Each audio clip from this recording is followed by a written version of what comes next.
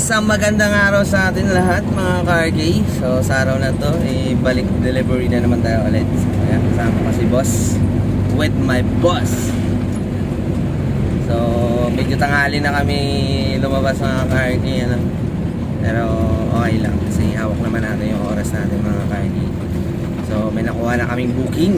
So galing dito sa Gentry papuntang Maynila mga car-key. So sakto-sakto lang din yung paglabas namin may nakuha na kami agad. So mga yero daw itong pangarga yung mga car-key. So ano pang inaantay natin mga car-key?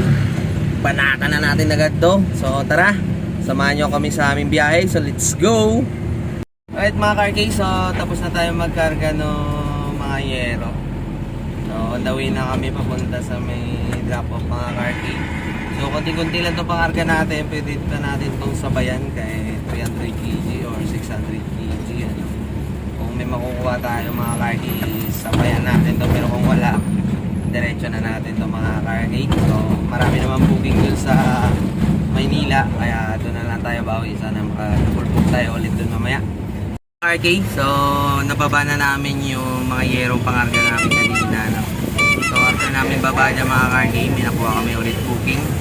Kumaliwa sa 183 Santa Mesa papuntang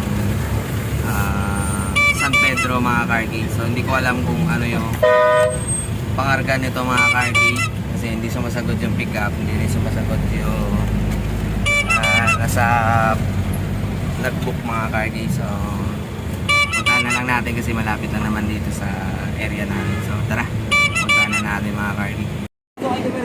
Oh, doon kasi nakapin kaya akala ko nandun. Dito pala. So 5 upuan. Nakunan mo yun, magkano pa ang ganda? Sa 1-1 migit po. 1-1? Opo. Alright mga car-key, so tapos na natin ikarga yung unang booking natin papuntang San Pedro mga car-key. So ayan, upuan. So after natin karga mga car-key, so it's a lucky day na naman mga car-key. So may nakuha na naman tayo ulit pang double book.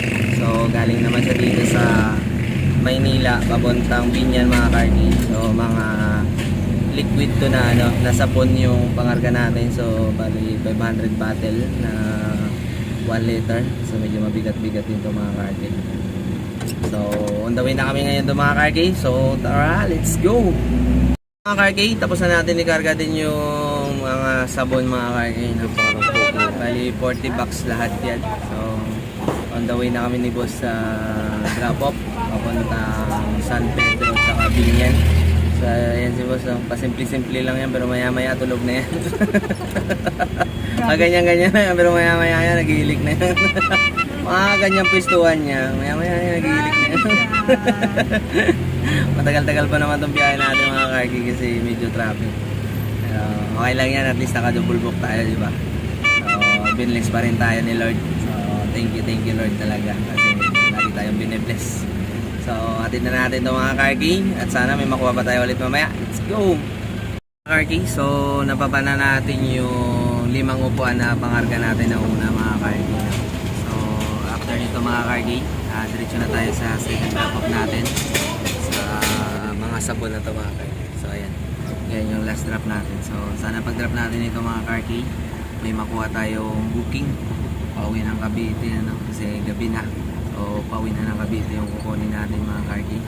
So tara, hatid na natin itong last pick up natin car-key. So tapos na namin ibaba yung pangarga namin na ano, mga sabon mga car-key. So after namin baba, dumiretso na kami uwi. Tapos pa-diesel na rin kami mga car-key. So hanggang dito lang muna yung video natin mga car-key. So see you my next video. So thank you.